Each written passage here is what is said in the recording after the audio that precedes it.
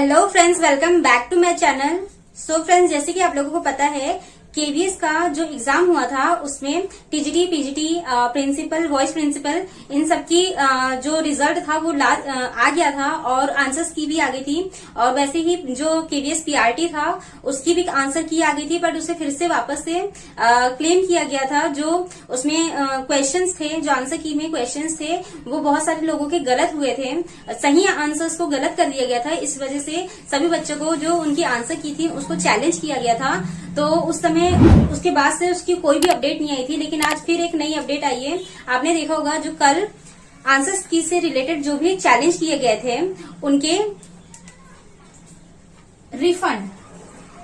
जो रिफंड्स थे, हो सकता है कि इसे रिवाइज कर दिया गया होगा, क्योंकि रिवाइज करने के बाद जो भी बच्चों के सही होंगे आंसर्स तो उनको उनके पैसे को रिफंड किया गया है। तो फ्रेंड्स, ये हुआ है कि जो केवीएस पीआरटी था उसके आंसर के लिए जो चैलेंज किए गए थे उसके पैसे रिफंड हो रहे होंगे। बहुत सारे लोगों का रिफंड हो गया है और किसी का लगभग 3,000 होगा, किसी का 5,000 होगा, 10,000 तक के भी आंसर्स की को चैलेंज किया गया था। और बहुत सारे लोगों के 10,000, 15,000 तक भी गए हैं, क्योंकि बहुत सारे लोगों ने 4, 5 बहुत सारे क्वेश्चंस को चैलेंज किया था। क्योंकि फ्रेंड्स, वैसे भी एक नंबर से कोई भी अपनी सीट से बाहर हो सकता है और एक ही नंबर से कोई भी वैकेंसी में शामिल हो सकता है और उसे नियुक्ति मिल सकती है।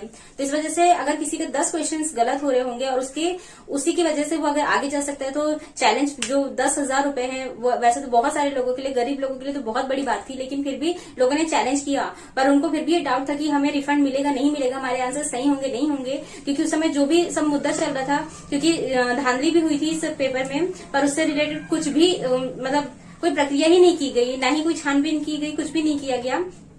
लेकिन फिर भी डाउट में थे बच्चे, लेकिन उसके बावजूद भी चैलेंज किया और तब तो कुछ नहीं हुआ। लेकिन अब इसका रिफंड लोगों के अकाउंट में आने लगा है। आप लोग भी देख लीजिएगा, अगर आप लोगों ने चैलेंज किया है तो आप लोगों को पैसे आ गए कि नहीं आ गए।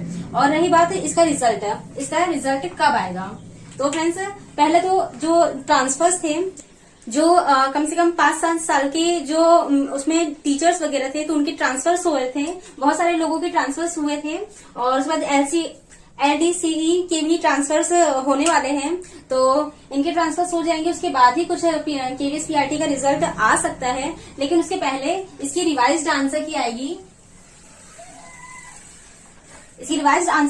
उसके बाद इसका रिजल्ट आएगा। लेकिन इसमें सबसे बड़ी चीज है कि इसका रिजल्ट आएगा ये नहीं आएगा, ये इसका जो बीटीसी वर्सेस बीएड विवाद है उसका जब तक कोर्ट केस जो चल रहा है उस पर जब तक सुप्रीम कोर्ट कुछ रिजल्ट नहीं दे देता है तब तक इसके बारे में कुछ नहीं बोला जा सकता है। क्योंकि जो केवीएस पीआरटी रिजल्ट है उसमें जो केवीएस वाले हैं उन्होंने 2 तरह की आंसर की और रिजल्ट को बनाया है। एक है जो सिर्फ और सिर्फ बीटीसी वालों के लिए बनाया है। अगर इस वैकेंसी में से बीएड वालों को बाहर कर दिया जाता है, बीएड वाले अगर आउट हो जाते हैं, तो सिर्फ और सिर्फ बीटीसी वाले जो कि प्राइमरी के लिए एलिजिबल है उन लोगों का रिजल्ट लाया जाएगा। लेकिन अगर इन दोनों को ही प्राइमरी में वैलिड कर दिया जाता है, अलाउ कर दिया जाता है, तो फिर इन दोनों का रिजल्ट आएगा। यानी कि जो केवीएस है, केवीएस ने 2 तरह के रिजल्ट बनाए हैं, एक बीटीसी प्लस बीएड और एक सिर्फ और सिर्फ बीटीसी।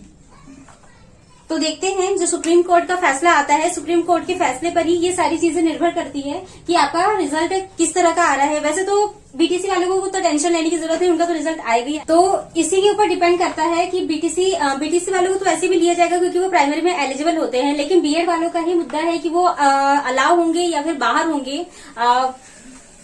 इसके बाद ही इसका रिजल्ट आएगा। देखते हैं। अभी सुप्रीम कोर्ट का फैसला तो अगस्त में आने वाला था और उसके एक जज जो कि अवेलेबल नहीं हो पाए थे, प्रेजेंट नहीं हो पाए थे, इस वजह से इसकी पूरी प्रक्रिया रुक गई थी। लेकिन फिर भी देखते हैं कि अगर आ जाता है इसका रिजल्ट तो आपको अगस्त के महीने में ही केवीएस का रिजल्ट देखने को मिल सकता है। और भी बहुत सारी वैकेंसीज रुकी पड़ी है सिर्फ इस रिजल्ट की वजह से।